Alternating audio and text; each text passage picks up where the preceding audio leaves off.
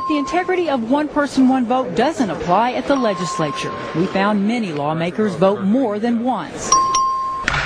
Take a look. Riddle votes, turns around, votes again for State Rep Kemple. Rewind. And watch the men on the screen. Elkins goes to vote for Merritt, but Hancock is faster. Elkins heads back to his desk, but before he can vote, Joe Crabb turns around and beats him to it. There is so much going on during the vote on the HPV vaccine mandate, you really have to pay attention.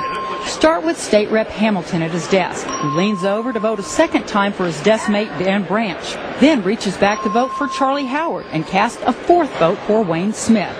He's not the only one scrambling to vote. Rewind the video and take a look at the top of the screen. State Reps West and Phillips both lean over to vote for themselves and their desk mates. Phillips votes a third time for Christian. On the left, Donna Howard votes for State Rep Vo. State Representative Dunham didn't have to leave his chair to cast 4 votes. One for himself, then for Coleman, Martinez Fisher, and then Vesey. Sometimes the voting is across party lines. Hartnett, a Republican, reaches back to vote for Democrat Oliveira. Democrat Matt Reynolds votes for Republican England, and Republican John Davis votes for Democrat Noriega. Most voters have no way of knowing if their lawmakers are actually casting their own vote. Even though the legislature is broadcast on cable TV, the cameras change from this to this when it's time to vote. But if you're sitting on the third floor gallery, I certainly noticed that there appear to be far more votes on the tick board than there were people in the room. Arnie and Laurel Weiss were baffled when they came to see the legislature in action. It seems very inappropriate and they should do something about it. Yeah, definitely.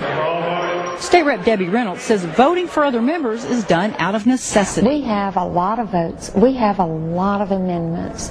And there's times when we don't break for lunch and we don't break for dinner.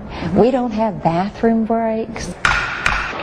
Necessity or not, one thing is clear. They aren't supposed to be doing it. According to the official House rules, written, voted, and approved by lawmakers at the beginning of the session, any member found guilty by the House of knowingly voting for another member on the voting machine shall be subject to discipline deemed appropriate by the House. Clerk, bring the bill to record. So, should lawmakers do it? Well, there's no question. At face value, it seems a blatant affront to their own rules.